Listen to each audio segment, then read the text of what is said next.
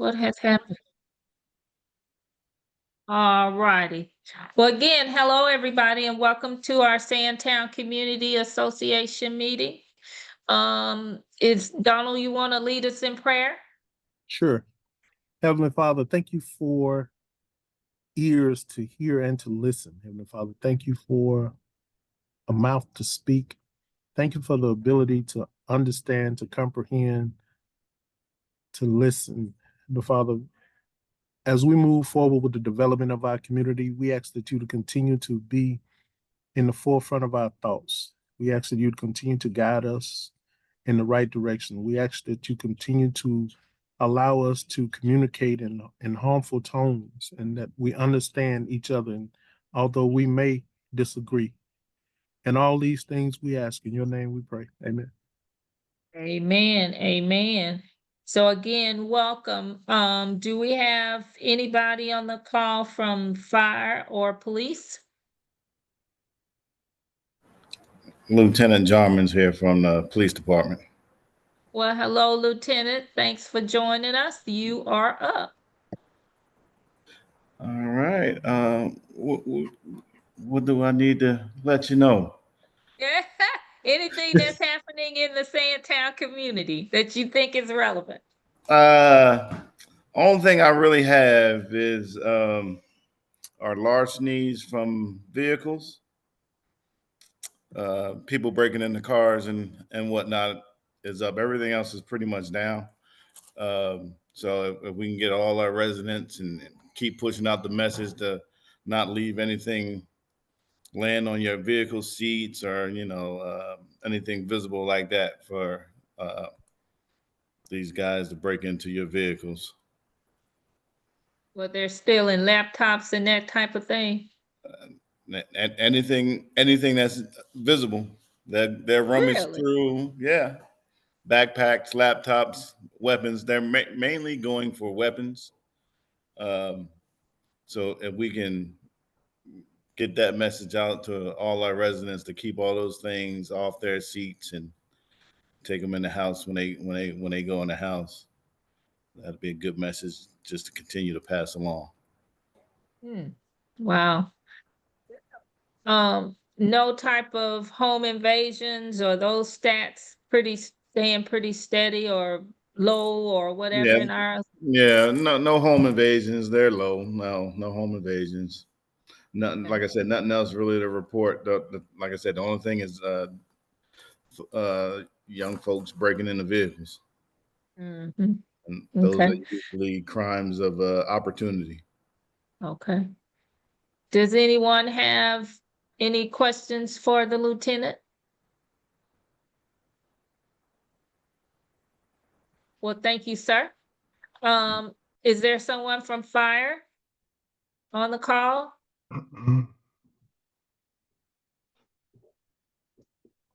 All righty. Well, we will move forward.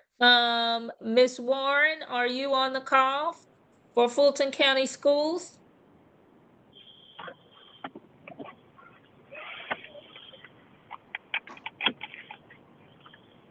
Ms. Warren, are you there? Okay, we will keep going down the list. Mr. William Bill Edwards, are you on the call? Hi, good afternoon. This is Ramona Houston. He's getting on the call now. So Okay. in just a minute, he's in moving around. So he'll be on the call within the next couple of minutes. Okay. All righty. Thank you. All right. Well, I hate to start Ray with the development and then well, I guess we can just keep moving and Hello? Ray, if you want to go ahead and get started on the Hello? I think Bill is on hear now. me? This is David Mitchell with Bill Edwards Campaign. I think he's on now. He's the 770-241-3662. Oh, 3682. okay. Hello, Mr. Edwards. How are you? How are you doing? And thank you for the invitation.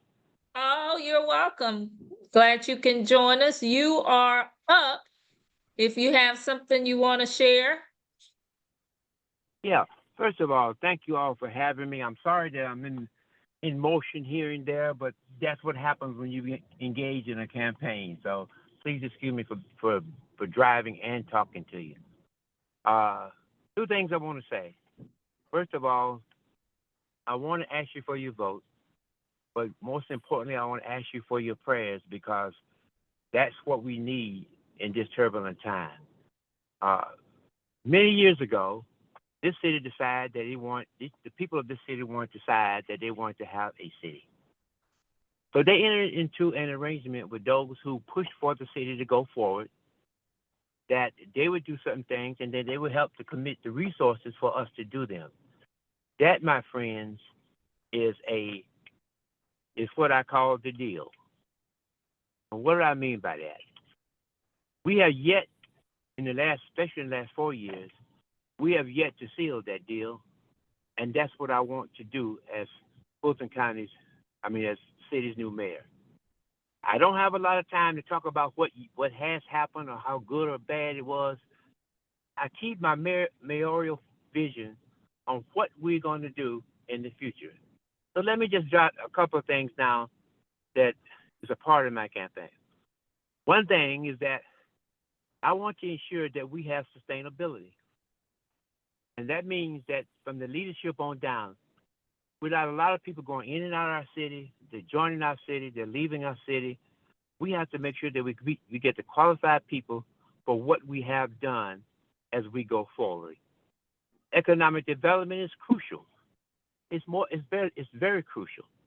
We got to make sure that we have the right builders, the right vision, and that we bring in economic development that helps lower the tax base on each one of us. Because right now, the city runs off of the backs of homeowners, and we need to bring in more office and institutional, not warehouses, office and institutional. And then we have to have some type of accountability. We pay people, and we pay very well in this city. But people have to be held accountable for what they're doing. We can no longer have people who we pay a lot of money to, and when something happens, they say, I didn't know. Well, you're paid to know. Lastly, one thing that I think has always been missing is that we're not listening to our constituency. I started what is called the listening sessions, and I've been going around listening to people. Sometimes we don't have to talk so much. We got to listen to what people have to say and incorporate that vision into our vision wherever possible. Those are briefly some of the things I want to do to take us forward. I'm not interested in a whole lot of noise of what used to be. I'm interested in what we're going to do to go forward. I'm not going to take a lot of your time. I know you got a lot of people to speak, but that's kind of the vision where I want to go in terms of bringing the city of South Fulton back to the decency, back to the respect that is so justly reserved. Well, thank you for that. And, the organization, Sandtown organization has been around for a long time, and we are continuing to stay focused on developing our districts, District 1 and District 2. While as an organization, we don't endorse a particular candidate in politics because that goes against our 501c3 status. That is correct. You all, or everybody, can make their own decisions and vote for who they want. And we appreciate you coming and sharing your vision, and anybody else that want to come and talk to the community, they are welcome to come as well. And we wish you well. Thank you so much. We've been very good partners since the time that I was Fulton County Commissioner and while I was the mayor of the city of South Fulton, and bringing things like the Performing Arts Center, Wood Creek Amphitheater, the library, and we want to continue the effort, but I cannot continue the effort without your support. Well, thank you so much. Does anyone have any questions for Mr. Edwards? I have a question. Sure. Sure. So this has been one of the quietest campaigns I've ever seen. And I wanted to know if there are going to be, if you are aware of any scheduled candidates forums where we can hear from all of you all and hear in more detail what you plan to do if you are Well, elected. thank you for your question. That is a very good one, and I want to be a part of those. My campaign, Dave is on the phone and Ramona's on the phone. Our campaign has been alerted to 2 or 3 of them, and I will make sure that whoever contacts me about a forum, that we get the information over to you guys so that you can participate. Thank you. And if you have anything now, or if your assistants have anything now, if you could put it in the chat box so we can capture it. Dave, we can do that, can we? Yeah, I mean, Yeah, there's some they'll do things it. on the calendar that we can see that we can drop in the chat. Thank you. I have a question for Mayor Edwards, former Mayor Edwards. This is Anon Francis. You've been Yes, how down are you this doing? path. How are you? I'm doing wonderful. Good. You've been down this path before. So I'm sure you've Yes. had some time to think of the major concerns. And have you identified one major concern that you will address day one if you were to become our mayor again? South Fulton should be one city. We should be one. Not seven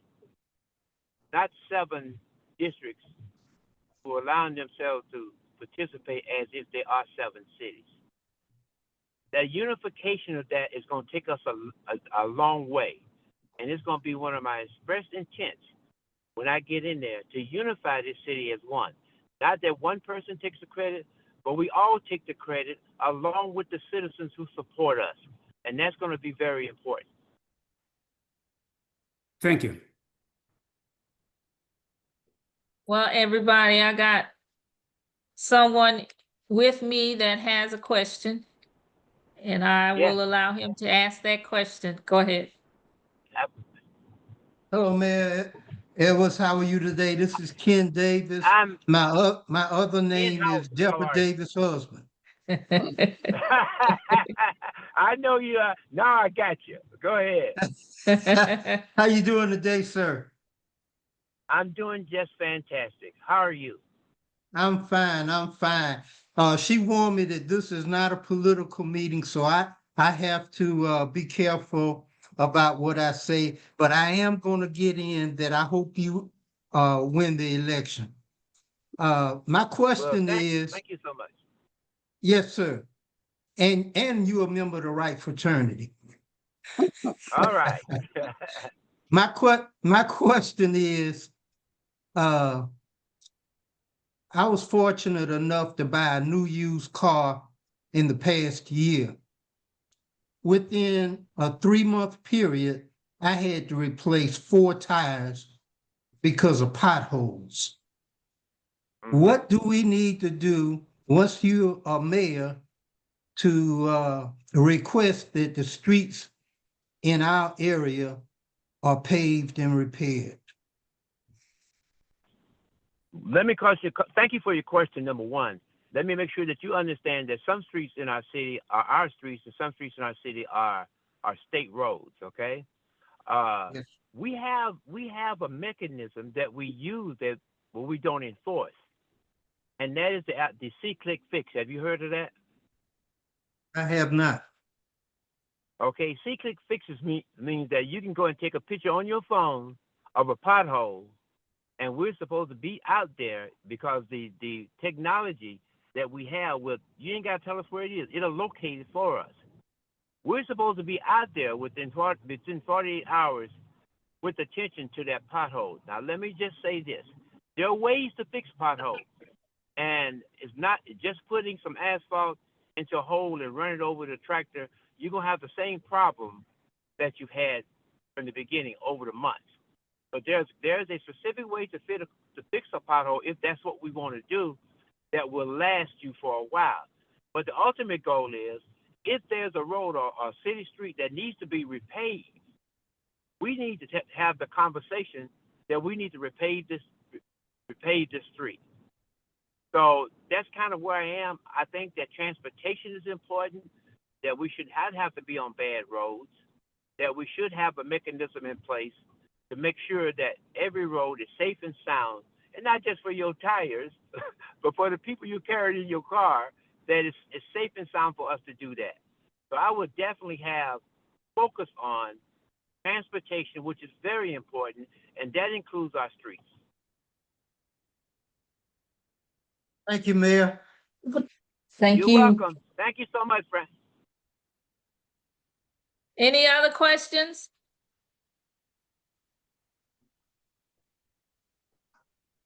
All right, Mr. Edwards, thank you so much for joining us. Thank you.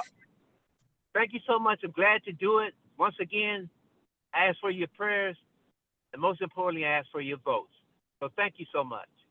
Thank you. All right, so Mr. Crawford and Mr. Crocker, and I don't know if Mr. Hilliard is on the call. I don't see him, but you all are up. He was supposed to be on, and I'm not sure. There's so many names here. I don't see him. One issue I'm having is I'm not able to share my screen. Is there someone on that could give me permission to share to go through Yes, the Donald, presentation? can you give him permission?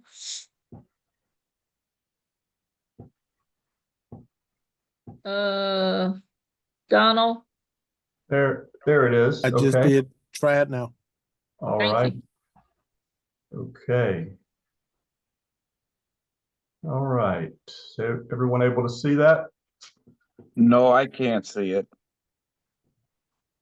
Just give it a second for your screen to refresh. It'll pop up. Okay.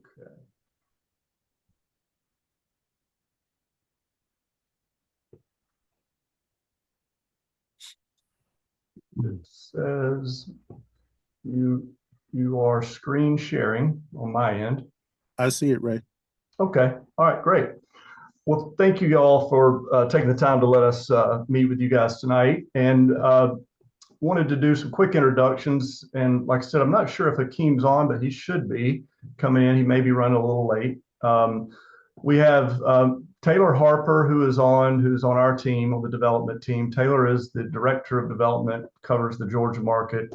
And myself, Ray Crocker, I am the managing director, cover the Southeast market. A little bit about our company, for those that weren't on the other night.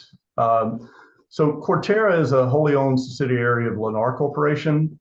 And Lennar is your traditional home builder, been in business since 1954. They're a national company across all markets, all major markets in the United States. They've been a public company since 1972. So very well-respected company, very transparent. They started they're a traditional home builder for sale. They started the for rent platform Cortera in 2011. The Atlanta office was the second office nationally that was open in 2011. And we've grown to again, a national company. We're in, we've got 15 offices. We're doing business in 17 states across the nation. We are your traditional multifamily developer. Traditional apartments is what we focus on. And with that, I will move on to really kind of the history of why we're here tonight. And what we're going to talk about is the Emblem Sandtown project that we are wanting to present to you guys. So the history here is that the site was brought to us about 2 years ago by a broker, and the original site is shown here on the screen. The Sandtown Center community is shown here. The 7 parcels that were originally marketed to us also included a couple of parcels that were outside the Sandtown community, owned by a different owner. We originally looked at this and the advertisement was that there were 220 apartment units and 100 townhomes that were entitled. We took the time to meet with the city and learn more that the entitled apartments were went back to a 2001 zoning where there were a multiple listing of entitlements that were included. There were 550 apartments, there were 225 single family homes, there were 150 townhomes, all that were entitled as part of that zoning in 2001. We learned that out of that entitlement, the 225 homes had been built. Those were built in this area here, and some of you guys may live in that area. And there were 100 out of the 150 townhomes that were already developed. And there were 350 of the 550 apartments that were already built. So the entitlements that remained were 200 apartments and 50 townhomes. So at that point, we looked at this with our partner Lennar to do 84 single family homes around the lake on this side, as well as the other two parcels, and about 100 townhomes for sale. All of these would be for sale. And we were looking at the 200 apartments on the northwest corner of the site. We met with the immediate neighbors. We talked through some of their input and what they would like to see here. About the same time, Lennar decided to back out. It was a larger macroeconomic problem that they were seeing. They were having slower sales. The interest rates were too high, so they ended up backing out, and we moved forward with just the multifamily at that point. So we went ahead and met with the city, like I said, and we talked through what we wanted to do here, and this is showing the original zoning approval, and then this is a confirmation letter from the city on the 200 apartments that were remaining out of the entitlement. So we began really conceptualizing what we thought would fit best here. This here shows the location of the development. It's in the northwest corner of the Sandtown Center. You'll see here the slate, the 100 townhomes, and then the single family that was in place, I believe in the 2007 era. That I believe all of that, most of that was developed then. So we really took a look at the market, looked at the neighborhood, and really, originally we conceptualized kind of your traditional multifamily, and this is kind of what we had originally thought would fit on the site. And we started looking at it a little closer and really made a decision to try to scale this down to a more neighborhood scale development, something that we felt would fit into the neighborhood much better. So we decided to go forward with a 2-story home that really had your front and rear yards, your traditional sidewalks with garages and driveways, really to make it feel more like a neighborhood community, really to fit into the area more. We felt that having more green space, having the front and rear yards and driveway parking really felt a little more fitting for this area. So that's the direction that we went forward with. So this is a site plan, a conceptual site plan that we developed early on, and this is what the site plan looks like today. It's a couple of small changes here that's in for permit now. What this shows is I'll zoom in a little, is a 5,000 square foot clubhouse here, which also has a sales office, a full fitness center, a swimming pool, green space around the pool, as well as centralized trash. I'll get into a little bit of the entrances on a later slide, but we are entering and exiting onto Boat Rock and onto Reynolds on the site. But again, the concept was to really be more neighborhood scale. So this is an elevation of the townhomes and the 2-story apartment. It's a townhome look, but it's a 2-story apartment. And something I think is important to point out here is we really put a lot of time into the architecture here, trying to appeal to your more established resident, your young professionals, maybe with families that can afford to live in this community. We went with a concrete siding, hardy siding board, can be larger windows. Like I said, you've got a full driveway here. This is computer generated, so it's not really showing the length of the driveways. They're a little longer We do have curb and gutter, and again, you have the front and rear yards that we think is going to appeal to the resident that we're trying to attract. We did include, I'm going to go back to the site plan. We did include a lot more parking that's showing up on this concept. We've put parking throughout that we really feel like is important, just to give everyone the ability to have guests over and not really park on the streets or have that spill over into the neighborhoods, if that does happen. So we've got 30% more parking than is required. So that's an investment on our end. And I think it's important for everybody to understand that we really did take a lot of time to conceptualize something that we feel like would be appreciated by everyone around and attract the older, I would say, more stable demographic resident than your younger, really more transient style apartment community.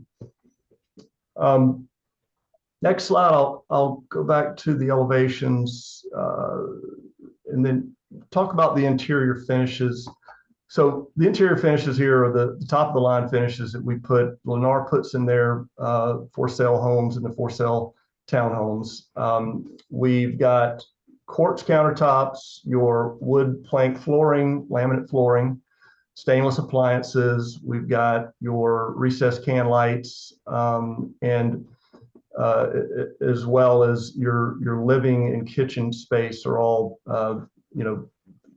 together there. I don't have a floor plan, but I could share that if that's important to everyone. But the finishes that we put in our communities are the top end, even to the level that we put in, our high rises in Midtown and Buckhead. We believe in finishes, and we believe that's what makes a home, is to have those at the top level. The next slide is a rendering of our clubhouse and sales center. Again, the architecture that was, and we really rely on our architects and our designers. Their wisdom and experience really help us pull together what we feel like is an attractive style. This is the entrance to the clubhouse. The sales office is on this end. You have a pool maintenance room on this side, as well as on the far left side, you have a gym that has all your free weights, your multi-use machines, as well as ellipticals and your cardio machines. So it's a full-size amenitized gym. You do have a large club room with a full kitchen. This space is used a lot of time for the work at home people that want to get out of their homes to come work. We see that a lot in these buildings. So this building gets used a lot. The finishes, this is a picture of the interior of the club room. You have, like I said, a full kitchen here. There's no cooking in this kitchen, but you do have a refrigerator, a bar, and you have counter space for entertaining. You are able to use this space and rent it out if you choose. But you have a lot of just soft seating. This is a wall which isn't shown, with a large TV screen for resident events. One of the things that Cortera does in all of our communities is we bring in what is a program called the CARES program. And what that is we provide an apartment home for a family, usually a husband and a wife, and they live in the community full time. And their job is to really connect new residents with the residents that are currently there. They understand what their jobs are, what their hobbies are, their interests are, and they make connections within the community. And what we've seen with that is that, people make friends and they decide to stay multiple years. And there's statistics that CARES has throughout their communities where they see that, someone that has friends within a community is 50% more likely to stay multiple years. And that's what we're encouraging here, is for people to treat this community as their home, and to be long tenancy with us as well.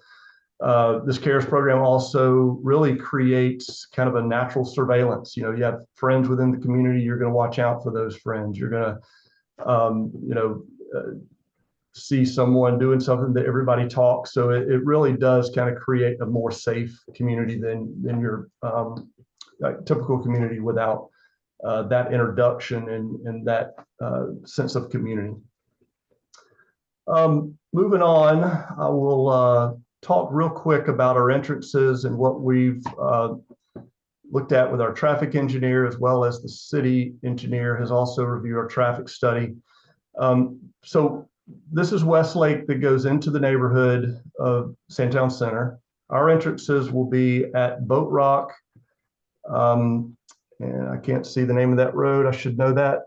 And at that intersection. And the traffic pattern here, we believe, is going to really take Boat Rock out to Camp Creek. Also, we'll have an entrance and an exit here onto Reynolds, which we believe will also bring traffic, out to the major roads or down Reynolds as well. What we were trying to do here is avoid having an entrance onto Westlake and forcing, any traffic through the neighborhood. But this is our plan, and would love to hear any thoughts you have. Before you do that, I'll just talk through our timeline and our next steps here. We've submitted plans to the city. They've reviewed one time. We're reviewing their comments, and we have reviewed their comments, and they're back in for their final review now. We're expecting permit for civil somewhere in October, hopefully October 1. We will be looking to close the land and start construction first of the year. And then that would put our first homes right around mid-November of 2026. And then some investment numbers here. We've got about $750,000 invested today. The total project investment will be about $60 million to the community. With that, and one of the comments earlier was bringing up the tax base, and this will create about $750,000 a year of property tax to the city. So I think that's a good thing. But happy to answer any questions. Go back, look at any slides you guys have want to talk through. Before we have questions, I just want to make everybody aware that they met with residents and leaders in the Sandtown Center community on Monday, I think it was, to share what they're sharing to the overall community. Miss Brittany O'Neill, have your hand up. Yes, can you hear me? Yes. I was just curious, what would be the price point for the homes for anyone that's interested in renting these homes, and also to learn more about the CARES program? Like, is that initiative like where there's a stipend given to a husband and wife and to build this community? In addition, I know you mentioned that it would increase the property value of our area, but I know with that comes like increased property taxes, and we're having issues with wanted to know how that plays in effect with the mileage rates increase that we have, or it's going to be stable, but still it's going to be like more expensive, and how that plays a role in what we have going on right now with that. All right, I'll try to remember all of those and tell me if I miss one. Okay. So price point, we have a 2-bedroom and 3-bedroom. We have 162 bedroom units. They are 1,350 square feet. They will rent for $2,200 a month. And we have 43 bedroom homes, and those will rent for $2,450 a month. And I believe you asked more about the CARES program. So this is a program where we do provide a home for a husband and wife. And the idea is for them to create community, to create connections within the community, to put on community events, to really help. They're there 24 hours a day. They're not just a staff that comes in during working hours and leaves. So the benefits of having that are that they are really your connection point all the time. And, we see a huge benefit in that. And Lennar has invested in that company and really believes that it does bring community and just an overall benefit to all of our properties. So I don't know if I answered your question. We do have, and I can connect you with one of the CARES team members and get more detailed questions of how it all works and how they, what the timing is and what they do. They probably can give me a list of events that they work on. They do community outreach, and really just try to bring a new community into the fabric of the existing community. That makes sense.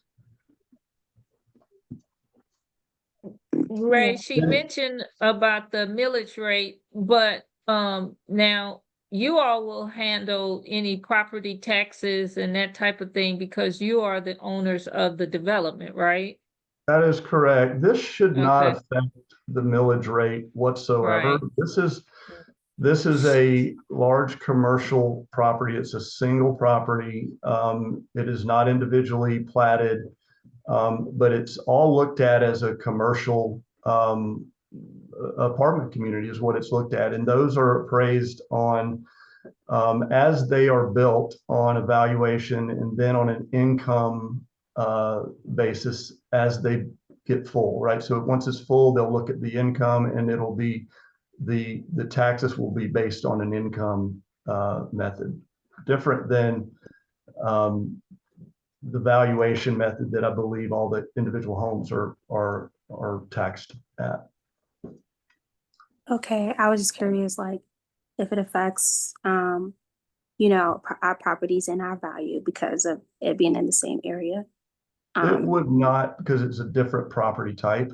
This is considered a commercial property. Yours is a residential property. Okay, understood. Mr. All Crawford, righty. Yeah. Well, hold on. I got two people's hands up. So if you can put your hand up so I can see you. There is a Karen Brown, and after Karen, there is a gentleman by the name of Phil. Glenda. Sure. Okay, Good Karen, go evening. ahead.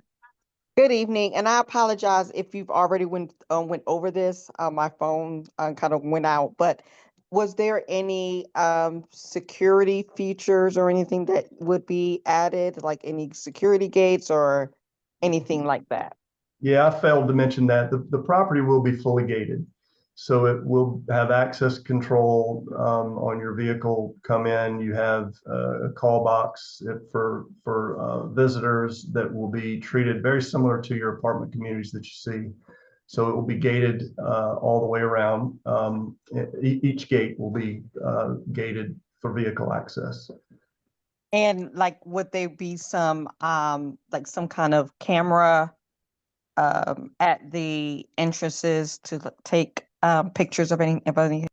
We do typically put cameras in all of our communities, all of our amenity spaces cambered in our front gate. Thank you. Yeah, absolutely. All right, Mr. Phil, Hi. you're up. Yes, thank you. So this is going to be a rental community, correct? Yes, sir.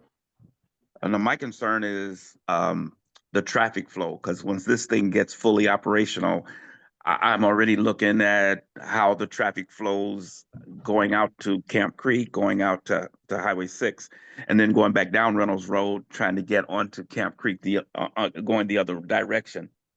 There is no stoplight down the other way. You know, as you go down Reynolds Road, if you turn into the left, that's a mess getting out of. When you're trying to get home in the evening, this is going to be a cluster.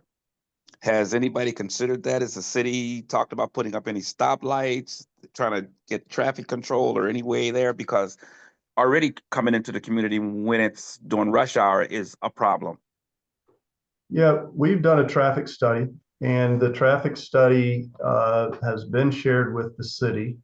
And we, from my understanding, did not get any comments. They did confirm that our traffic will have a turn lane to each one of the entrances, a right turn lane, but there has been no consideration for any type of other traffic lights or anything off site.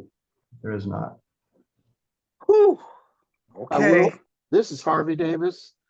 I will volunteer that the Sandtown Village project that's coming to the southeast corner of Campbellton and Camp Creek is already making changes as it relates to that project coming on board. And at Reynolds Road, there's going to be a roundabout. And actually, Hakeem, I don't know if you're on the line or not, but Hakeem Hilliard represented that project as well. So, Is that the same location that we discussed the other day where they put the roundabout in and took it out? Or is that a different one? no, that's a different one. Okay. In conjunction with that project, there are plans to have a dual lane roundabout at the intersection of Campbellton and Reynolds Road, which will alleviate a lot of the problems. I do not know when that's coming on board, but I suspect they'll start their construction on those 65 acres before you do. Is there has anybody addressed maybe the traffic coming from Westlake going on to Camp Creek? From Westlake High School? No, I'm Westlake, sorry. Coming out of the department, coming out of the development center, going out towards Camp Creek down that Gotcha. If you come off and go to the right, we already have a 4-way there. But when you get to go onto Camp Creek, that I'm just looking at this. There seems that there's going to be some congestion in the morning and in the evenings. It's hard to say that's a state road that would handle that. I know there's a decel lane, if I recall correctly, and at that interchange, there is a curb cut in the median, so people can make a left turn in and of course a right out. But I really can't speak officially to that. That's okay. I understand. I'm just going by my. I leave early in the morning, and trying to get onto Camp Creek, is a problem in the mornings. That's just going to intensify already happening. That's all. I just wondering.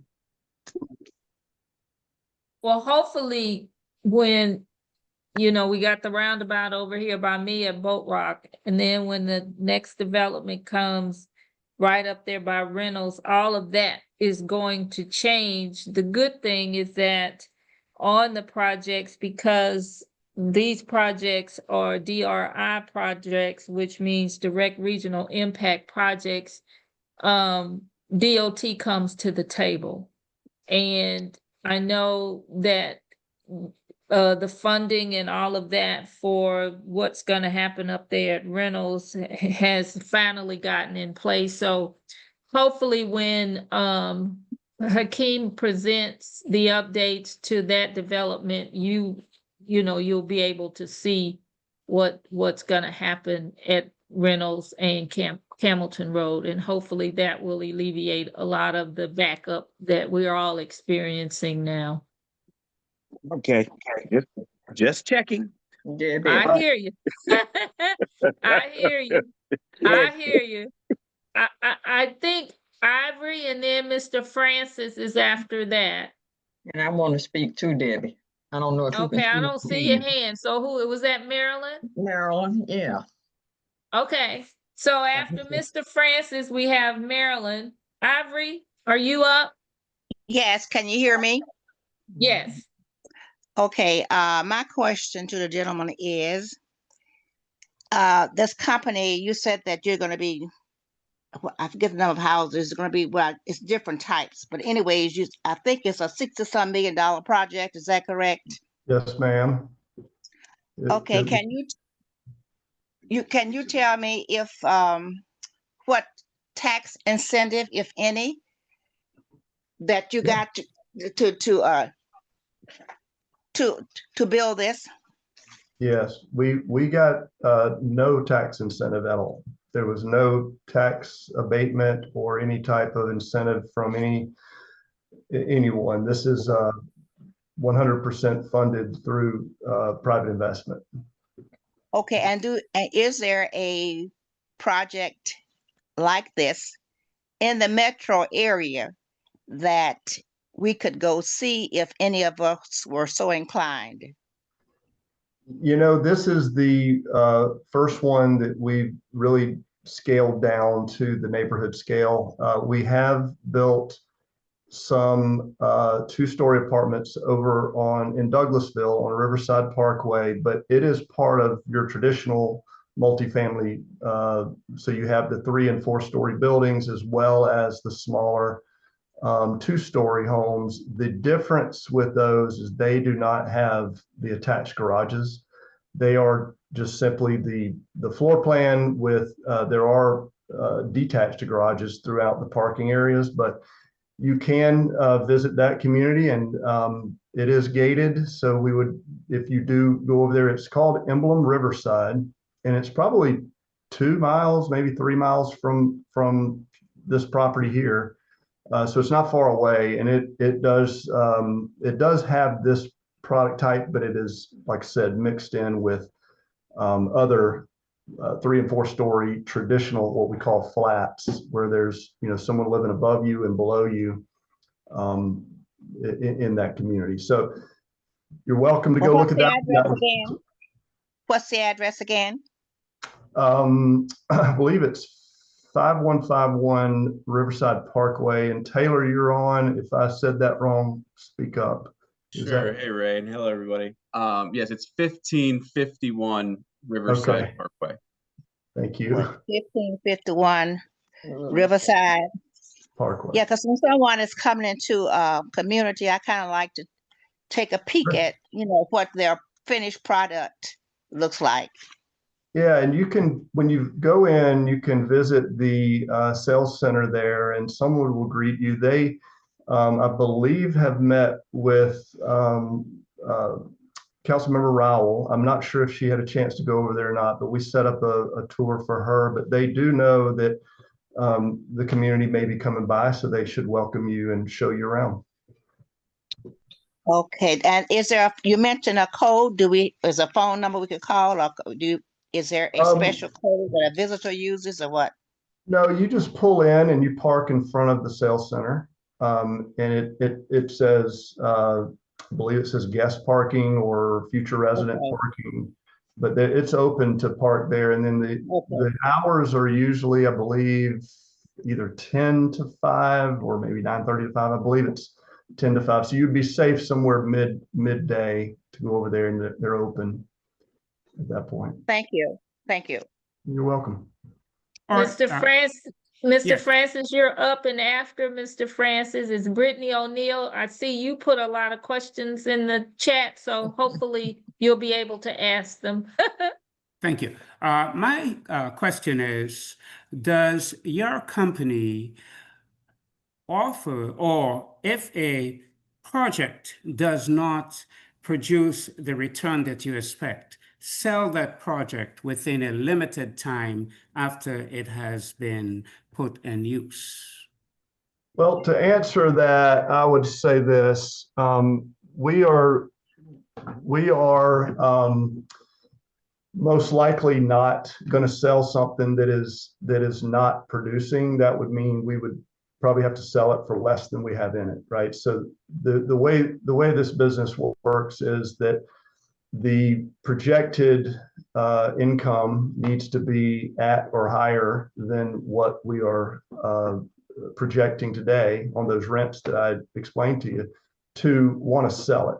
Otherwise, we would be taking a loss, and no one's in business to take a loss. So in the past, where values have dropped or rents have depressed a little bit due to whatever reason, we've held those properties for a very long time. So that's not likely to happen. And Not sure if that answered your question, but Yeah, and my basis for asking this question is that there are so many national investors that are buying properties where their objective is not so much of an immediate significant return, but long-term return. And during the holding period, the properties do not do much good to the communities. The standards are lowered. The rents, they're willing to accept lower rents, and that in turn doesn't do much good for the homeowners in the community. yeah. So everyone's in the business to make money. So there's absolutely no incentive to lower rents unless the market drives the rents down. And the way that works is you've got multiple communities all throughout this region. And there may be a new community that opens and that community drops their rent $10 a month. So to stay competitive, we would probably align with that. And then they go up. That community may raise rents, so we would go up with them. So we're flowing with the market, and everyone in this business is trying to get as much as they can possibly get, but based on what the market is doing. It's no different than, buying something at the grocery store. If the market, the demand is higher than supply, then the prices are going to go up. If the supply is lower than demand, the prices are going to go down. So that's just economics, the way the business works. And no one is going to invest $60 million here and just lower rents just because they want to. I mean, it doesn't make economic sense. Thank you. Brittany, you are up. Okay, hey, yes, I put my questions in the chat this time to help. Okay. I was curious because I wanted to know about the property and how it's going to be handled in the future as future endeavors as well. Like, will these units be individually rented eventually? That's something I was thinking. And is it a built to rent type community? Are there plans to sell it in the future type things? As that being proposed to the development, like, because I know that the turnover rate can be pretty high, like the neighboring community has a high turnover rate as far as management, and that could be kind of tricky sometimes. So it's concerning. Yeah, this is a traditional apartment community. So it is not what you call build to rent. It is an apartment community. The difference is this is built to the commercial code. Your build to rent are typically residential homes that are built to the residential code. These are fully sprinkled. There's fire separation. All of the stairs are built to the commercial code. Just to clarify, this is an apartment community. The style of this community is what we've scaled down to really what we feel fit the tenant, the resident that we're trying to attract, and to fit more into a neighborhood scale. So this is an apartment community. For just quick answer, they will all be rented. They were not able to be sold the way they're zoned today and the way the plat is set up. Plat is one single plat. They're not individually platted. One thing that could happen in the future is that if, the neighborhood and the city so elects and the owner of the property wants to individually sell these out, they could come back and replat to have individual plats and sell each one of them differently. But the concept and the business plan today is that this is a residential rental property, 100% rental. Appreciate that. How many units are there? And can you share information about who's going to manage? I guess I know you guys are the developers, but as far as management, is there any way, are you guys going to have bids on that? And just to get insight, like, because management is everything as far as how properties are ran. And if it's like under good management, it provides and produces good tenants. But if not, then it could be a nightmare. So like, I'm curious about knowing that information and when that can be shared. So I could just do my due diligence and, kind of see the history of like what their past properties were to get an idea. So our company is Cortera. We have and had, I'm going to say it that way, in-house property management across the nation. recently, we have purchased a management company, and that staff, all of our talent and management has moved over to that company. And the name of that company is Alfred Residential. So Alfred Residential will manage all of our properties nationally, and that will be who manages here. So you're able to I believe search Alfred Residential, as well as Cortera. Cortera recently has made a business transition to move. It's just simply a business transition to move the people that were under Cortera name to the company that we own, Cortera. I'm sorry, Alfred Residential, who is the management leg of all of our properties.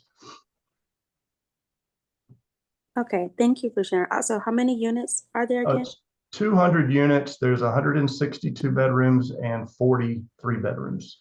Thank you. Marilyn, I think you had a question. Yes, I got a couple of questions. I think he said, good evening, everybody. Hey. But I think you said you met with some residents, and I need to know which residents that you meet with. I met with the Sandtown Center. The Sandtown Center. Yeah, that whole group was on, I believe, Tuesday night. We went through the same information here. So you haven't met with the residents on Reynolds Road? They're not part of the larger community here. I'm not sure who all is invited to this, but I would assume that they would be part of the Sandtown larger group, right? We're all in the Sandtown community. Right. I'm not sure if they were invited or not. I didn't get an invitation. That's why I'm asking. Well, we were on the call. Marilyn, I was on the call. Harvey was on the call. Donald was on the call. On Tuesday, we were invited by Sandtown Center. Okay, I got you. And then we brought them here. Okay. And so I'm concerned about the traffic too, because even though we have that little four-way stop sign, sometimes people run right on through it as if it's not even there. And then when something happens over there on Camp Creek, or something happens up here at Reynolds Road, it's almost like a nightmare when traffic has to come through here. But when looking at these little apartments that you have here, will they actually look like that, or will they be sort of spruced up so that they look like they fall in with part of the community, or just what? Yeah, I hope they look better than this computer generated rendering. I will say this, that the architecture here was thought through, really going with the modern color palette, modern architecture with your monolithic siding and your monolithic look. So, the designers put a lot of time into really trying to make this appeal to, like I said, your demographic that's going to really be more of a younger, I'd say, middle-aged to a younger generation with families that are going to be able to afford this neighborhood. So I say that they're going to look like this, but the computer doesn't really give it justice, in my opinion. I think that, if you kind of look at some of the newer architecture around, you'll see the darker colors. That brown color will probably be more of a gray slate color. The Sandtown overlay district does have restrictions on what colors you can use. So these colors do fit within the Sandtown color allowed colors. So we think that the architecture is going to look very modern, very appealing to, like I said, a generation that we feel like is going to want to live here. Okay, I just know they look sort of bland right now, and sometimes, like you said, color will appeal to people because colors appeal to me. I'm looking at the windows; it just looks like, I don't know. I can't tell you right now what they look like, but it looked just sort of bland to me. Marilyn, that was a conversation that was held at the meeting. Okay. And, some people at that meeting said, everybody doesn't want brick. Some people said they would like to see more brick. And I think what Ray had said was they were gonna go back to the drawing board, and maybe add some brick somewhere to come, to kind of mesh the two ideas, because we get both sides. We get people who want to have brick, and we get people who say they don't want to have a traditional brick. So I think while this is what they said they were showing, there is a possibility of changing it somewhat. Am I correct, Mr. Crocker? Yeah, I think what we want to do is put it back in the hands of the artists that really are the architects, that have the style knowledge, that look at it holistically, and let them suggest something. And like I said, maybe at the front around the garage, maybe a small water table of brick would provide some depth or accent there. But I do know, working with these designers, that there's going to be conversation of, I don't recommend that, I recommend this. And so we want to listen to the wisdom of those designers and their experience. And we want to respect that, as well as respect what you guys want as well. I mean, from your home, I don't believe there's going to be instances where you're going to be driving through the center of this property and see it. So I think what we've got to do is we do have to listen to the architects. We do have to listen to what they believe is going to look the best for this community, as well as try to appeal to you guys, and try to understand from a site plan area, when you're driving through the community, if you are able to see something that just bothers you, we'll try to accommodate. I don't know where that is. It's a gated community. Unless you live here, you're not going to be looking at the fronts of these buildings here. And I can go back to the site plan. Excuse me. I'll go back to the site plan and try to show you, this is the rear of the buildings. This is the side of the buildings coming down Rental Road. We'll have, there'll be landscape buffers. This is the rear of these buildings, and no one's driving down this road. No one is on this side. So it's really this road and this road where you may have any interaction of visibility to the property. So I would just say, me coming in to do things on the center of this property, for a comment I'm hearing here, I have to listen to the designers and really listen to kind of what their suggestions are, and respect that, as well as respect what you guys are saying. So, I think let's talk about it further. We have proposed that in a conversation earlier today. Let's see what comes back from that, and be glad to share you what we come up with. Okay. Anything else, Marilyn? I think that's it for right now. When I thought about the way they looked, I thought about the apartments over on Hamilton Road, right across from the public, the ones that sit there, the white ones. And they just sort of very eye appealing when you go by. Sort of spacious. Yeah, that I like that better. But you do. Yeah. Good. We were trying to stay away from your traditional It could be 2 stories, and I mean the others over there about 2 stories. They don't necessarily look like that per se, but they don't look like the ones that you propose. But that'll be left to you all. And since you all said basically we on Reynolds Road won't see it, because we'll be coming down that side of the road, and we have some buffers, some trees that are sort of hide them, I guess. Yeah, I think the colors and the do we try to do, I don't know. The colors are not fully baked yet. I mean, like I said, we do have restrictions on what colors we can use. This is where we are today. I believe the architectural plans are going to be finished up somewhere end of September, so about 30 days away. They're going to be a black and white 2-dimensional drawing that goes in for review. Colors are usually done where we do a mock-up. We'll go out there and look at a mock-up and verify that the colors are meeting what our expectations are. And then we'll go forward with a final decision on that really further down the road. But this is a concept that today I may, this center, we're trying to make them look like individual homes, and, have some individuality about them throughout. So trying to just paint them all white or all black or brown or whatever, that I don't think we would do that. So there will be some variation throughout. This color palette is where we landed so far. And that's about 2,200 per month.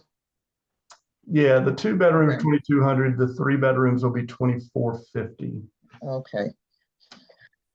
And that income to qualify for that, just for reference, is $80,000, about $78,000 a year for the 2 bedroom, and then $86,000, I believe, for the 3 bedroom per year. So those incomes would be necessary. That is based on the 3 times rule. You need to make 3 times, so you're only spending a third of your income on housing.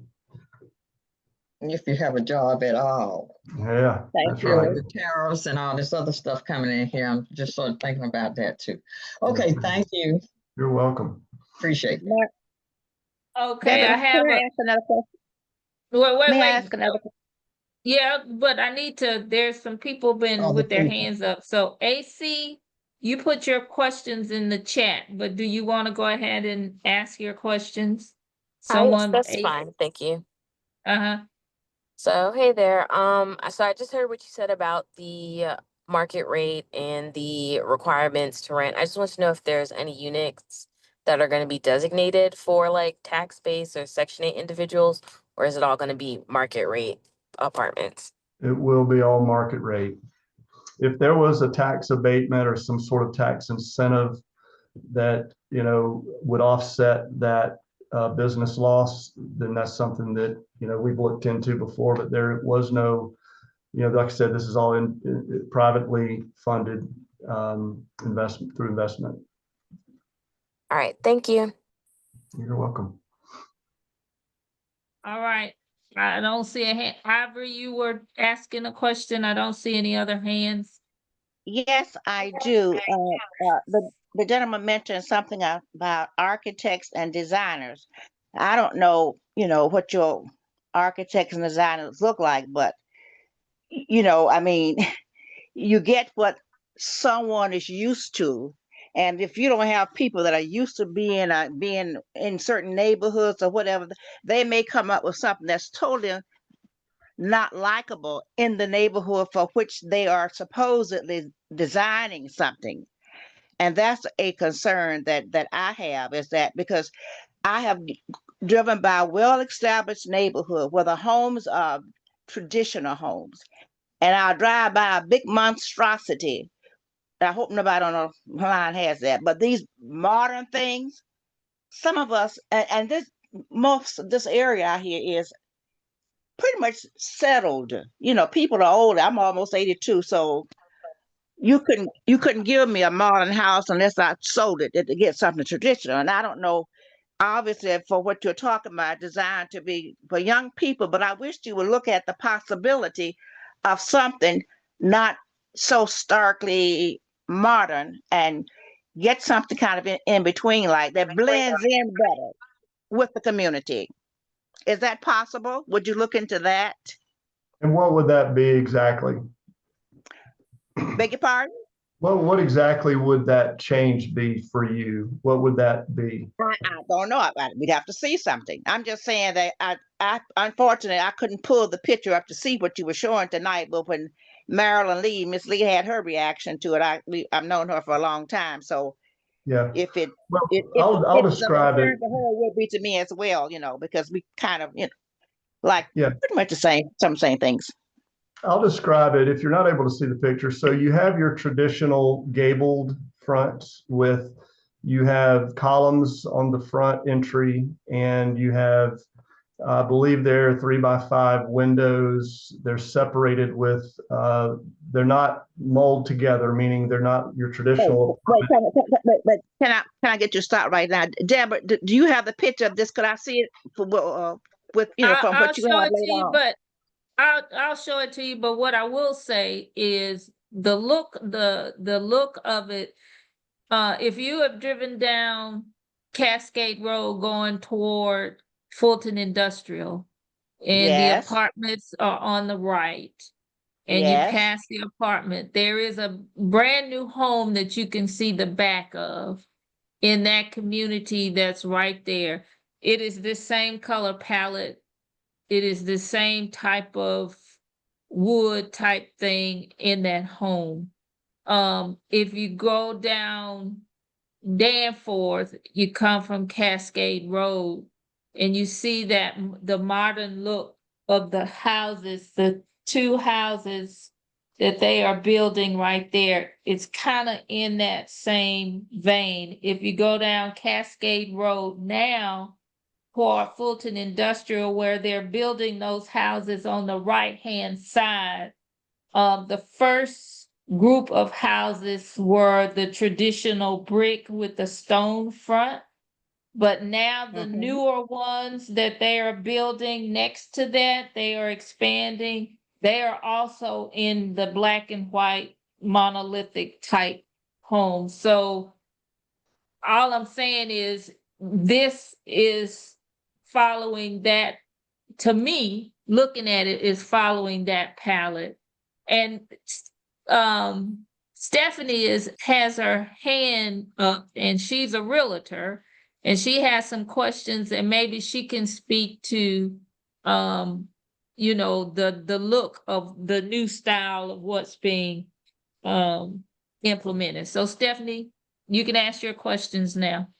Okay, all right. Well, some of them were asked, but I wanted to find out if you had a floor plan, and also if there's a primary on the main with any of these, or they are the exact same with the floor plan. And I thought you said the mature market, but I misunderstood that. So that was my reason for asking about the primary on the main. And any consideration for mixing this community with any homes for sale, or that's like totally out of the question? And are any of these on the lake over there? And finally, feedback from what kind of feedback did you receive from the Sandtown Center community? Sure. Yeah, the floor plans I do not have part of the presentation, but I can share those. These, the 2-bedroom will be 1,350 square feet, and they will have 2 bedrooms upstairs as well as an office den. And there is no bedroom on the main. Like I can go back to this. Let me go to this finishes here. Here they are. So your first floor will be a large kitchen that opens up to the living room. So, and then you have a garage entry as well on the main floor. So there are no main floor bedrooms. When I did say maybe a mature, what I mean by that is an established professional that it's not for senior housing. It will have a stairwell that goes up to the upper floor. But yeah, to answer that question, there's not a bedroom on the main. Oh, you had asked what else? I've lost my train of thought. As far as the bedrooms go, that was one question. Any consideration of this being a community with homes for sale? Yeah, our zoning does not allow for sale. So the original zoning in 2001 allowed 225 for sale detached homes, and those have all been built. It also included 150 townhomes, where 100 of those have been built, and there's 50 townhomes remaining. This zoning for the 200 does not allow for sale. There is remaining parcels within the Sandtown community that I believe the ownership may be looking into some for sale homes. I believe that he, like I said early on, we looked at doing another 100 townhomes and another 84 single family detached, which would require rezoning to get that entitlement. Lennar, like I said, they decided that time economically they were having slow sales, they were seeing interest rate problems, and they decided not to go forward. So there is a possibility within the Sandtown Center to do more for sale. It just wouldn't be part of this community. Okay, thank you. And also, what type of feedback did you get from the Sandtown Center? Yeah, the feedback was, you know, Debbie Davis, you had mentioned that, you know, y'all had talked and there was several comments on, you know, the modern look and liking the modern look. There was one gentleman that wanted to see more brick.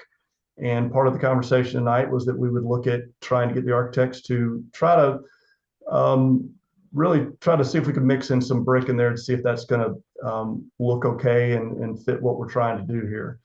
There were conversations around the entrance and exit locations that didn't go onto West Lake. We pointed that out again tonight. There were efforts to try to not flow traffic through the neighborhood, and I believe that was appreciated by the Sandtown Center. Really, we talked through, you know, our programs, how we manage it. There were some questions about whether or not we would sell this property and how many communities have we developed and we still own. And the specific location of that was south of I-20. How many have we developed and still own? And the answer to that is 100% of them. We developed the one that I mentioned earlier, Emblem Riverside, that we still own, and we still own.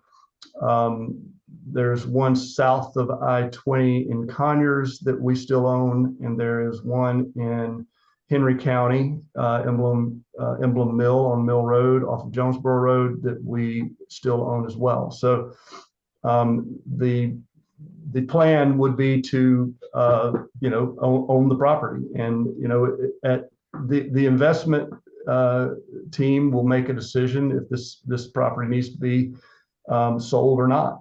You know, at this point, we don't really have a disposition plan. Okay. Thank you. Sure. There are some questions in the chat. Let me see. One of the comments is recommending enhanced colorful landscaping that could make the properties more aesthetically appealing. Yeah. And I know you said there's, you know, tree line and all of that. So one of the things you did say, and Delphine and Donald, y'all live in Sandtown Center. This was you guys meeting, so y'all can make comments, but I think you all said that you will take care of all the yards and all of that, right? 100%. This will be 100% maintained professionally. They will change the seasonal color out, and you know, at the front entrance there'll be colorful flowers and, you know, attractive landscaping. This picture here, there was not a lot of discussion from our end on what landscaping we need to put here. This is a concept and it's computer generated. We probably would not put palms, you know, in the grass here. It would be, you know, native landscaping that fits into the area, that's going to thrive in the area. And yes, there will be color throughout the community. There will be, you know, what this picture doesn't show is there are sidewalks throughout the community, and there'll be a beauty strip between the sidewalk and the street, and all of that will be landscaped. And you know, I can try to find some examples to show you of what we've done in the past and get those out. But look, I agree, this landscaping is not ideal here in this picture. This is not what we would end up doing. We would spend time with the landscape designers and choosing, like I said, native plants that fit the area, that are going to thrive in the area. It'll be a irrigated landscaping, so everything will stay lush and green. You know, all of our properties are maintained professionally by professional maintenance companies, and it's the frontage is always very clean and very manicured.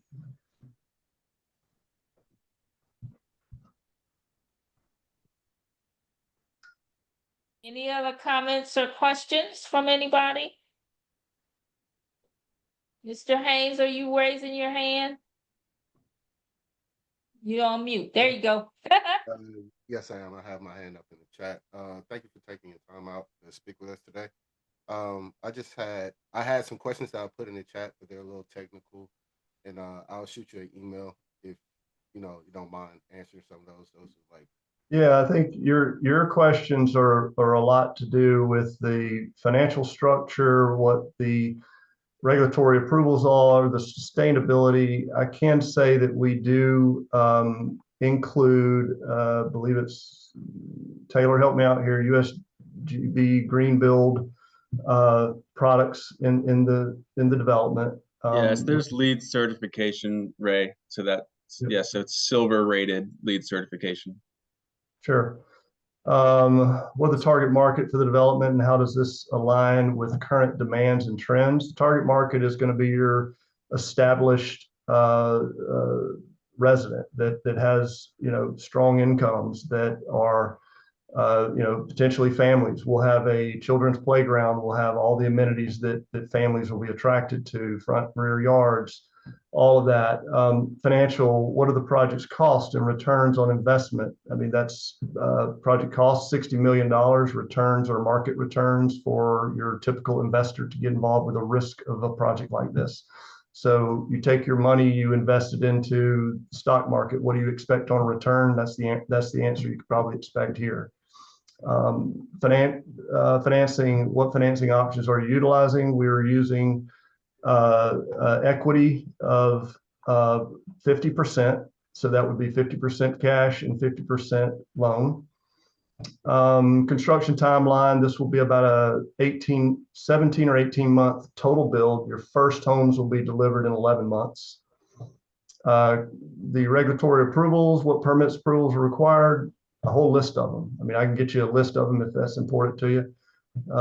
Tenant amenities, what kind of amenities and features will be. We have a pool, we have a gym, we have green space, we have the children's playground, we have other amenities. Taylor, you think of any, mention them. Biggest risks, market risk. I mean, what are the biggest risks in any development that the market turns and you've got every market has a risk with any development that could change the business plan that we've laid out to our investors. Weighted average cost, what does that mean?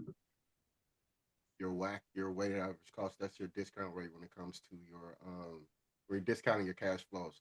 But my main concern was your in your first year, let's say you guys actually hit that 200 capacity, you guys will bring in roughly 5.7 mil, and it'll probably take you around 10 and a half years to recruit your 60 million back. What I wanted to know was originally what made our community so attractive to you guys in the first place to build, because you had to do your market research. I mean, we're talking about in 2000, I think it was said 2001 or something like that. But yeah, what do you see in your market research about our community that let you know that this is a vibrant community, that this business plan can work, we can make money here, we can do things in the community, not just now, but like this is real estate, so we're talking about within the next 30 years as well. Yeah, we identified the Douglasville, South Fulton, Union City market as a market that was a very strong market. Probably 4 years ago, we developed the Emblem Riverside development. Like I said, it's 3 miles away from you. We saw really strong demand. We saw the renter that was really looking for something new. I mean, I think that the supply in the area was a lot older at the time. So we saw strong demand in the area. We also saw strong demand for this floor plan, the 2-story apartment floor plan. That was, we built 25 over there. So we felt that demand was regional, not just in Douglasville. So that is a lot of market studies go into that, and looking at what other developers have been successful at. And there are other developments in the area. There's Bridalwood, which is up in, I believe it's in Douglasville. It's closer to I-20 north of this site that did all two-story rentals, and they've done pretty well. They have delivered those, and most of those are full at this point. So when you see a demand like that in a market that has I would say a housing shortage of this type, it's a market that attracts development. I'm not sure if that answered it. Ray, just to kind of expand on that and to lead into why this area as well further, this area has great connectivity to some of the largest economic job centers in the entire city as well, right? I mean, Fulton Industrial Boulevard is a major point of investment for the city of Atlanta, and is an absolutely critical thoroughfare for e-commerce and for supply chain management. And it's just an absolutely, strength of the economic force of Atlanta. And then pair that with, the immediate connectivity down to the airport and just the hundreds of thousands of jobs that area not only can lend to this market directly, but also, generates additional growth. And there's so much other ancillary job sectors that funnel through that corridor. So, when you pair the economic, aptitude of this market, and then you look at the undersupply of homes for people. So we want to target renters that already probably live in this area, that want to, maybe it's a growing family. Maybe they live at one of these communities down the street already, and they're a growing family, and maybe they're not quite ready to buy a home, or maybe they don't have maybe they don't want to buy a home at this point. So we're filling kind of that void that Ray's talking about putting together a community that fills a need. But anyways, I just wanted to add that color to Ray's point before. Okay, thank you. And last question, Ray, what did you say your title was again? My title is Managing Director of the Southeast. So I cover Georgia, Alabama, Tennessee, North Carolina, and South Carolina. Okay, thank you so much. Yeah, no problem. Councilman Rao, you're up next, and then Brittany, you can follow her.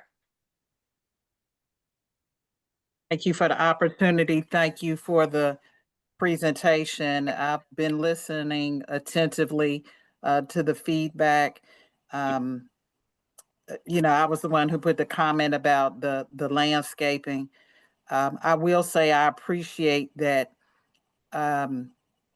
it looks like a subdivision for all intensive purposes, or a traditional townhome community as we see them popping up in the area.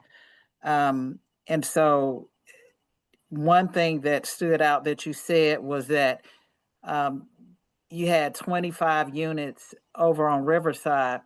This is a significantly larger or significantly more number of units. How are you going to work to make sure that, one, people know about it, that professional that you're targeting? Because getting to 25 versus 200, it's a big difference.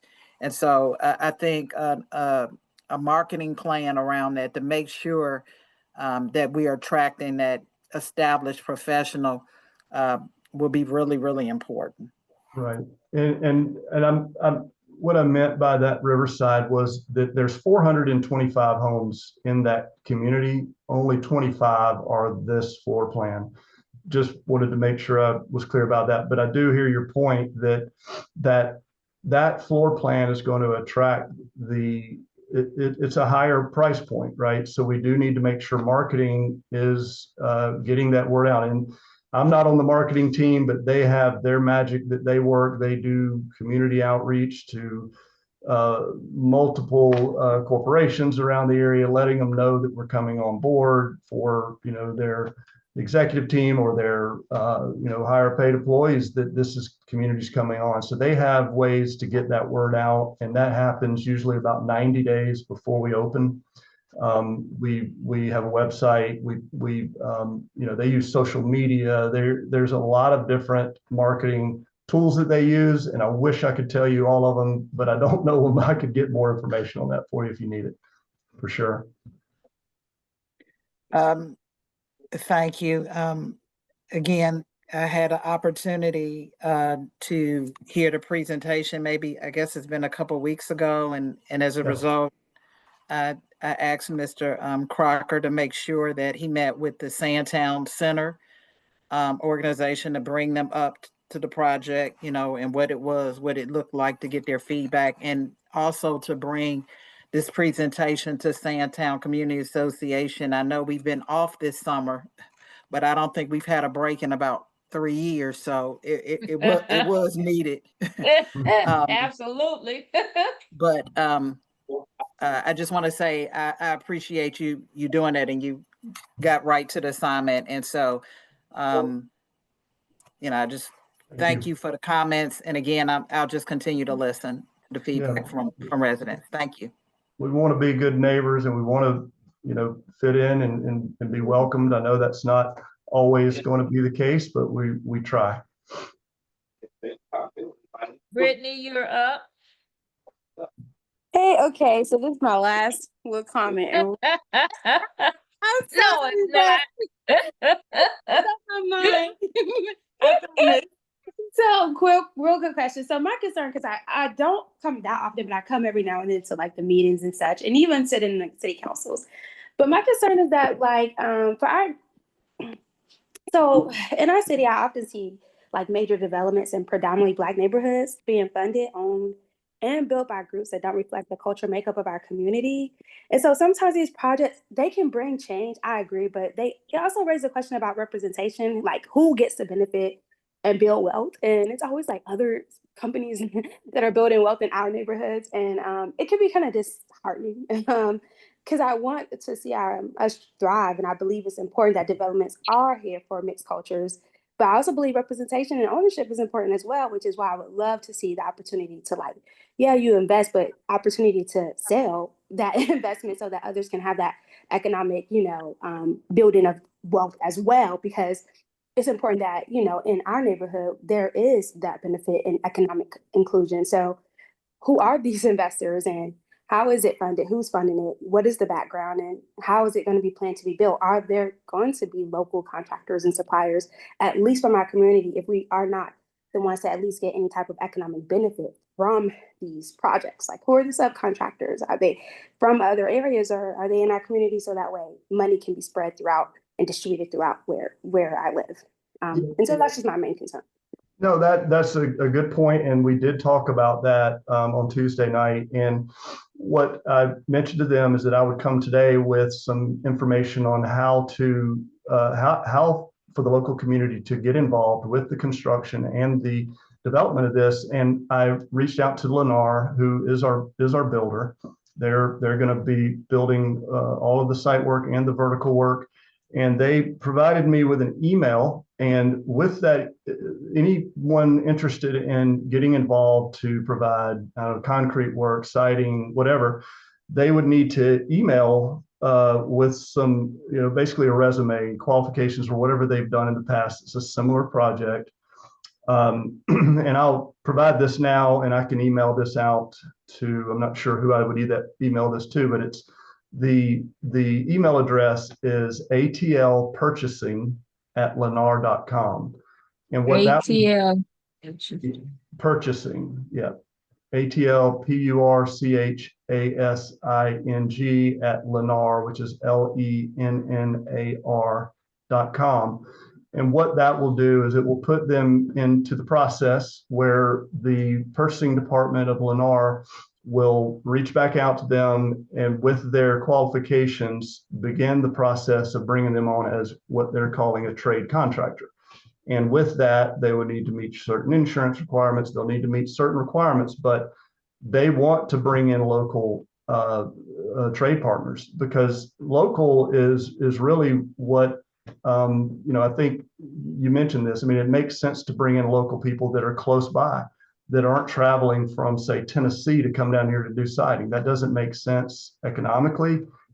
We want local participation in all these projects. So just want to make sure that's emphasized, that we will do everything we can to bring local talent in, as long as it's a qualified, someone's going to provide quality work.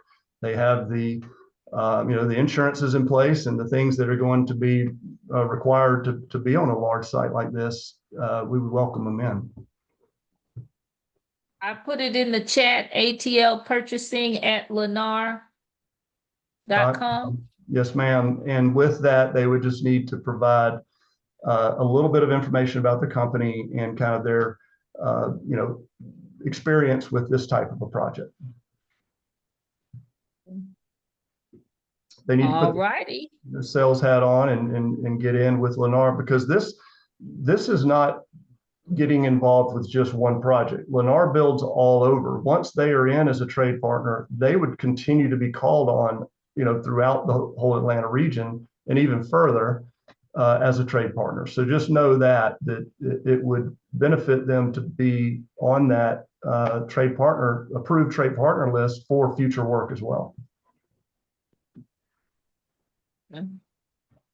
Well, I don't see any hands. Are there any other questions for Ray from anybody? Any comments?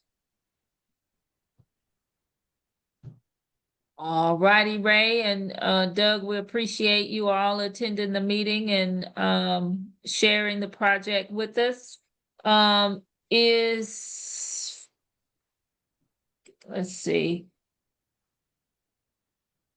Let me make sure is Ms. Warren on the call? There she is. I am. Ms. Hi, Warren, guys. you are up. Our wonderful Fulton County schools. Welcome. I was going to say happy back to school, guys. We've had a restful summer. I don't know how restful it's been, but we are here. We are ready to go. I want to thank everybody for sending their kids day one ready. We will appreciate that. I'm going to give you guys some numbers starting off. Westlake High School right now sits at 1,804 students. Sandtown Middle School sits at 1,032 students. And A. Philip Randolph sits at 500 students. So I'm giving you guys those numbers so you guys can kind of know where we are. Our high schools, Westlake is built for about 1,900. And so as of right now, as we are getting kids in there and making sure and looking at addresses, it's why I put in the comments as I'm hearing about the new development. We welcome that, but we have noticed a common theme of people going to get approvals on apartments in the area with no intention of moving in, but for them to go to our schools. So we've had to adjust some of our enrollment trends to make sure that the people who actually go to school here are the people who live here. So as we're talking about new developments, that's just one of the things that we have become hip about that we're interested in. We have new principals at all three of the schools in the Sandtown community. Westlake High School is led by Miranda Freeman. Miranda Freeman is not new to the area. She was the principal at Sandtown Middle School, and now she is the principal at Westlake High School. The middle school principal is Monica Hines, and Ms. Hines was the assistant principal at Sandtown. And then we have Miss Brittany Burns. She is from the area. Marissa went back to middle school where she originally came from. She was itching to get back with the older kids, and so she is at Paul D. West. And so we have 3 new principals in our schools, and I really want to encourage parents as we have our open house nights, as we have our opening activities for the schools, that we really get in there and meet our new principals. They may be new in those specific schools, but they are not new to the area, and they would love to meet everyone. All three of our schools are focused on IB. And so you will see a continued zest in making sure that not only at the high school level, our kids, when they graduate, they are IB ready, but also at the middle school. I've called on several of you guys to serve as judges when we do our IB research festivals in our middle and elementary schools. So as you see that is the thread. We're about to come up on the high school, and where we have a night where kids showcase their personal projects. This is something that I will call on the Sandtown community to come in and help us grade them.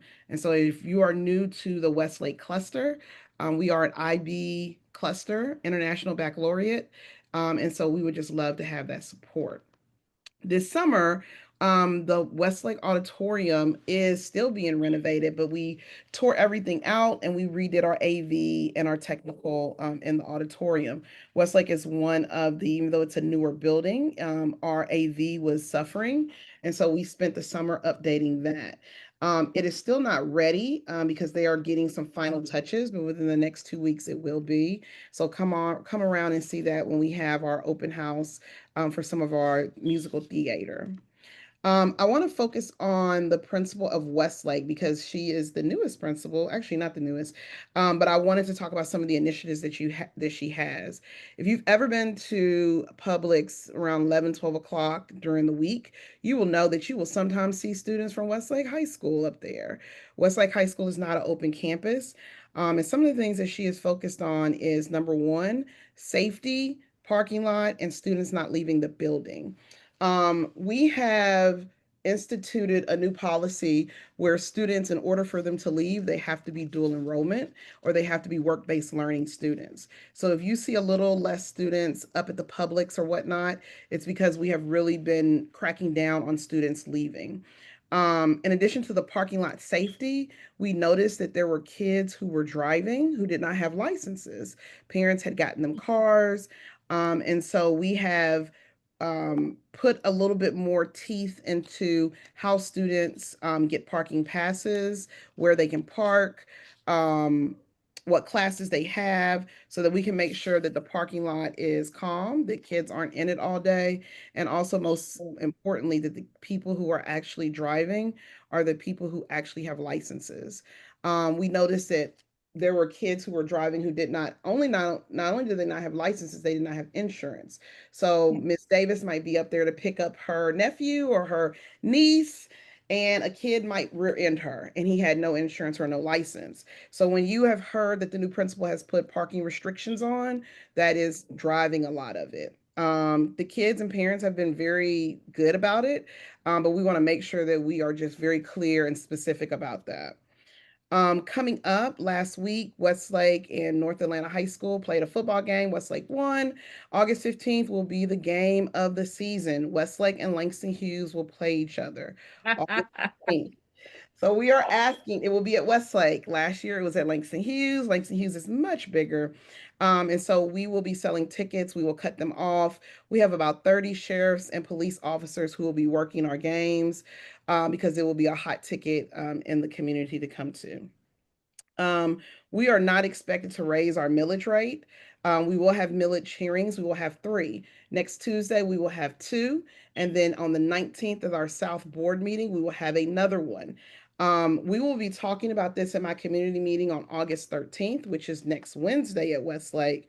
However, we are looking at in the 2026-2027 budget downfall. In the 2026-2027 school year, we are looking at a budget downfall. Several people have asked me, well, how will you be negative 50 to $100 million? We all know that it's for a couple of reasons, but the first thing is that there is a proposal that if you are at a certain age, you only pay 25%, you get 25% discount on your school taxes. And if you are over another age, you get a 50% discount. The original plan was that anybody 65 and over pays no school taxes. This will be a referendum in November where people will vote on it. If the referendum passes, it will put the school district, we are estimating about negative $50 million. This is for not this school year, but for the next school year. One of the things that we've been having conversations about is there are seniors need relief from their tax bills. We already offer an exemption through Fulton County Schools, but this would be in addition to. So we are having conversations now about what that looks like. Our superintendent told every department to cut 5 to 10%. So we went line by line in this new budget. We started to cut. But we know in the 2026-2027 school year, we will face a deficit. So we are having conversations not for this year, but for next year if we will raise the millage. We have not decided yet, but I wanted to be very clear with people about where the conversations are coming from. In addition to the proposed senior new senior exemptions, there are also conversations from the federal level. As you know, the Department of Education is being done away with. While the funds are going to go to other departments, we, as you saw this summer when we were withheld funds the night before, Title I, Title II, Title III, we were missing about $25 million from the federal government, just Fulton County as a period. So we are anticipating moving forward next year that we will not get a lot of the federal funds that we have traditionally got. We have already been cut off federally from some of the mental health grants that are no more. And so we are trying to be proactive and plan. The first thing that we've asked the superintendent to do is that even though the millage rate could possibly go up the next year, before we talk about raising a millage rate, we really have to make sure that we are cutting. So we're not cutting positions. We're repurposing at our elementary schools. We have a hiring freeze, making the classrooms a little bit bigger instead of hiring more teachers. We're just trying to be very mindful. But this is where we're at. And I think this is probably a situation across the country looking at districts and how we do. Somebody has asked when, when you're talking about a dollar, you have your dollar, but if you keep getting more bills and more things, you have to figure out where that dollar goes. For those of you who will be at my community meeting next Wednesday, we will talk a lot about this and a lot about what the budget says. Right now, just to give you some insight, for us to run payroll and for all of our buildings throughout the district, it costs us $100 million a month. So $100 million a month for us to run payroll, for us to keep all of our buildings open. If there's a water break, if there's plumbing issues, it costs us about $100 million. In our reserves, we have about $300 million. By state law, you have to have so much in reserve. So a lot of people have come to us and said, you know what, hey, instead of you guys increasing the millage, can you use your overage?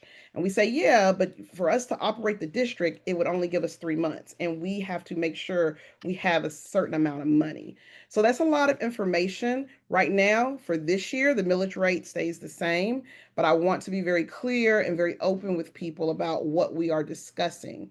For those of you who are like, hey, I have a question about this, I want to know about this, next Wednesday at Westlake High School, we will be at 6 o'clock in the cafeteria. We will have all talks around budget, all talks around federal cuts, and we invite you guys to come out and to hear it from our chief financial officer. Our superintendent will be there. And also for the federal perspective, we're going to have our board attorneys to talk about what happens next year if we don't get our federal funds and kind of what we can do legally. That's a lot of information. I'm going to pause because I'm sure many of you have questions to go forward. Any questions for Ms. Warren? Wow. Yeah. Yes, I have one. What is the existing senior exemption that I may not have applied for? The existing senior exemption, I believe, is 15%. Send me an email and I'll get it for you, but you can go down, you can ask for it. I believe it's 15%, but I don't misquote me. I'll get it for you, and Ms. Davis, I'll send it out to make sure that you guys get it. So there is the existing exemption was around, as before I got on the board, I think 2018, 2017. But I'll get all that information to you. So when you go and you can ask for it, the existing exemption. Thank you. Yes, sir. You Ms. mentioned, Ivory, sorry. Yes, could you please give us your contact information, please? Yes, I ma'am. know I have it somewhere, but I can't find it right now. Absolutely. I'm going to put my email and I'm going to put my phone number there. Okay. Can you tell us? Yes. I don't do the chat. Oh, yes, ma'am. It's Warren, F as in Fran, the number 2 at fultonschools.org. I'm going to say it again. Warren, F as in Fran, the number 2 at fultonschools.org. My telephone number is 404-281-9787. I'm going to say that again. 404-281-9787. Thank you very much. Yes, ma'am, Ms. Denson. any other questions for Ms. Warren? Well, thank you for that. Oh, Brittany, you had something? Oh, no, I was just asking if I can apply for that exemption too, but I was just being. Okay. Yeah, Okay. I thought it was. Out. I think I don't think so. I think it is senior, but let me find out for sure. But make sure you are claiming your homestead exemption because that helps also. And then I thought it used to be where if you were a senior, you didn't have to pay anything at all after a certain year, like you turn a certain age. No, not in Fulton County. So what has happened, I'll use Yes. Forsyth as an example. Forsyth has it that if you are a certain age, you pay no senior taxes. Yeah. They have had to change that because they have had people move in who buy homes in their grandparents' names and they don't pay school taxes. And so what they've done, the school district up there cross references the addresses people use to register to what is on scale for that.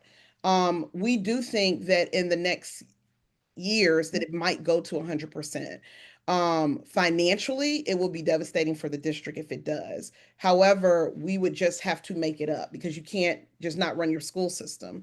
So we're just exploring all of that. The 25 and 50%, I believe it starts at 65 and then maybe 67. It will be on the referendum this fall. So people will vote on if they want that. We expect for it to pass. And so that's why we're trying to be very, very proactive around just our budget, making sure that we're catching anything that we no longer need or we can get at a better price. And then trying to make sure that our citizens know that we are in talks to raise the millage. We are not raising it this year, but we want to be very clear about what would be the catalyst if we did.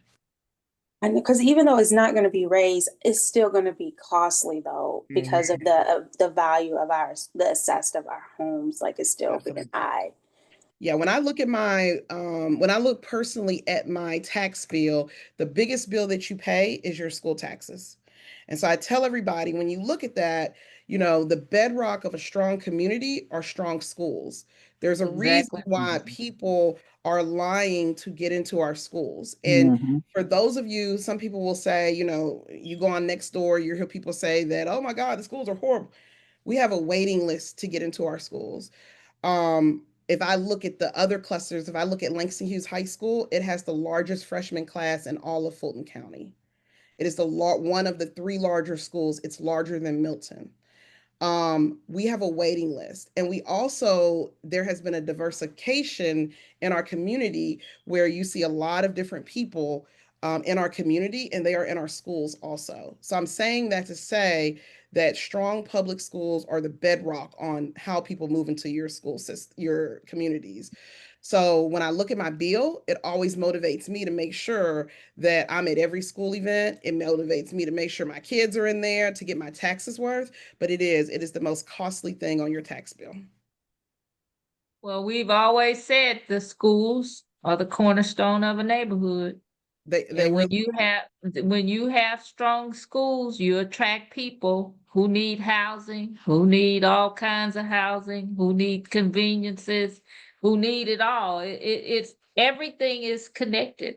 And I'm happy to hear that about Westlake and our schools. I mean, that has been this association was created because of trying to get the schools and get Sandtown Middle School and rebuild Westlake. I mean, that's what this association started off doing. And so to see it come full circle where we got waiting lists for people to want to come to the neighborhood and go to our schools, that's a good thing. We should celebrate that. I'm gonna clap on that one, y'all. We're gonna clap for it. And people will come to me and say, yes, ma'am, go ahead. I'm sorry. I'm just gonna clap on that one because I joined this association and I built this house in 1998, joined the association in 2000, and I haven't missed a beat. I've been here, and so it takes commitment. And everybody engaged and involved and on this call should give yourself a hand clap, because it's the work. We're seeing the fruits of the work, and that's a good thing. Absolutely. Go ahead, Ms. Davis. Warren. Go ahead, Ms. Davis. I'm done. I'm done. I was going to encourage people, you know, one of the things that it's a school and we have thousands of kids. There's probably there's 1,800 kids, so about 3,600 kids that come back and forth to Westlake every day. About 2,000 kids come back and forth from Sandtown. About 1,000 kids come back and forth from A. Philip Randolph. If I take Stonewall Tail, you're probably looking at another 1,000 kids. Look at those numbers. Those are the number of kids. And then if you multiply that by 2, these are just the number of people in our community. I really want to encourage people when we have some of these school events. We have Westlake, we have Halloween when we come out, we have all these productions. Come out and support our schools, because one of the things that we're talking to parents now is this is how the schools are able to do their programming. They get money from us, but they have an operating fund. So when kids pay for parking, when you pay for parking at a game, when you take part in something, you pay whatever fee, it's part of their operating fund. And one of the conversations that I had with a parent was from the student activities funds at Westlake, they throughout all of their events, they earn about $800,000. That's from people just going to their events, putting them on. And Johns Creek, their student activities fund is $1.3 million. $1.3 million. So when we talk about supporting the schools, please come out, please support. Even if you come to a game and you don't necessarily come, but you buy a ticket, all of that goes back to the schools. So we've been really working on Principal Freeman. All of our principals in our zone are welcoming for people to come in. If you want to be a volunteer, please, please, please just go and get your background check. Reach out to them. If they haven't responded back to you, reach out to me. We want our community in our schools, because what that does is it helps when you're on next door and somebody's frustrated about something and they, say whatever about the schools or whatever. It is a true attack on public education. And so that helps subside that. But really all of our schools in District 4, whether it's the Westlake, Langston, or Creekside cluster, our schools are booming. There are other parts of the county, mainly North County, where they are losing students, and we are not losing the same number of students because development is here. Ms. Campbell said Taste of Westlake is this month, Saturday, August 23rd, 12 to 6. Come out to support. Please, please, please. Our babies are in these schools. And so come out. Please let us know whatever we can do to help make that transition easier. Wow, wow, wow. Thank you, Ms. Warren. Councilman Rao, you're up. Thank you very much, and welcome back, everybody. I hope you've had an amazing summer. It's a lot going on in the area. If you move about, you'll see construction everywhere.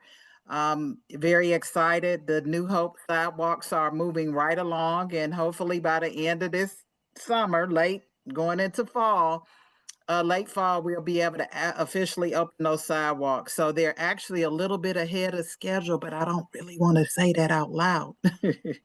In addition, we have quite a bit of work going on along Cascade Road. Many of you have advocated for many years about the traffic signal coming at Kimberly Road. I'm sure you've seen that. Been an unsafe area for a very long time, so I'm glad that we've gotten that installed. We also have the sidewalk and culvert replacement, the bridges along Fairburn Road under construction. Again, a lot of activity. For those who don't know, you've probably recently seen some site work at I-285 next to Bank of America. Quick Trip is working. I'm doing all the environmental prep. I hope by the end of the year, we'll be able to see construction on the Quick Trip. One of the things that will happen after that, I think Raw Design, which is across the street, they've moved into their new beautiful building. If you haven't patronized them, go patronize them. They did a fantastic job on that building. And that will result in the 2 gas stations across the street, which are in the city of Atlanta. Those 2 gas stations will go away unless Doug tells me something different. And then they'll be moving forward with Aldi grocery store. So it's a lot of activity happening on the Cascade corridor. In addition, directly across from Chick-fil-A, I'll just call it out for lack of the white building, alongside Walgreens, that the Zoning Board of Appeals recently approved a modification to that site, but you have a new Dunkin' Donuts that's coming there. It will be constructed from the ground up. And we also have behind that in Elton Wings, we have Lola Pecan, which is Chef Tiffany. If you don't know her, she's a Westlake alum. She'll be doing farm to table food at that location. So we have another eating option on the Cascade corridor. So quite a bit of things going on. And for those who don't know, we have the Southwest Arts Center, which is currently under renovation. Look forward before the end of the year to do a beautiful grand opening on that facility. All kind of things we've done, the roof. It'll have new seating in the theater, updating the technology, painting, flooring, the whole nine. And for those who haven't done the studio building, we did that last year. The only thing we haven't done or completed in that building is the bathroom renovations, because we had summer camp and we just couldn't take all that offline. But between both sites, basically the whole facility has gone through a renovation, and we have a new state-of-the-art musical studio, if you will, inside the studio building that the kids absolutely love this summer. And so if you haven't had a chance to check it out, stop by. So I'm just gonna leave it at that. A lot of other great things. Hopefully I'll be able to give more specifics next month, but some potentially new things coming to Sandtown Crossing. If anybody has any questions, I'd be happy to take them at this time. I don't have any question, but may I make a comment? Sure. Yeah, I just wanted to commend Councilwoman Raoul for how she almost invariably participates in our meetings, Sandtown Community Association meetings. She is just full of knowledge, and she's so gracious about how she shares that. And as a resident who's lived out here for 50 years, I appreciate it. And also, what I wanted to do it when she finished speaking, our school board representative, she too is doing a fantastic job. I mean, you can't say you don't know what's happening in the school system, because she doesn't bring an abbreviated or abridged report. She gives us detailed reports. And ironically, when I was passing by Westlake today, I had said to the person riding with me that we need to support the school, and that's what I will be doing. Thank you. Yep, I'm going to Thank buy you for my that, ticket. Miss Denson. I appreciate it, because I know you're a hard judger, so I appreciate that. Try to be fair, though. Try to be fair. Well, Marilyn, do you have anything to add? Y'all, we have had a robust conversation. It is 8:33. It has been fabulous. I guess we all missed each other because we've been out. So, Marilyn, do you have anything? Except, Okay. we're back. Okay. Does anybody else have anything they want to share or say? Well, it's 8:33, and I appreciate everybody's comments and participation. And we look forward to our next meeting, which will be in September. So until then, be safe. And thanks for coming. Thank you. Thanks, everyone. All right. Thank you. Bye-bye. Bye-bye.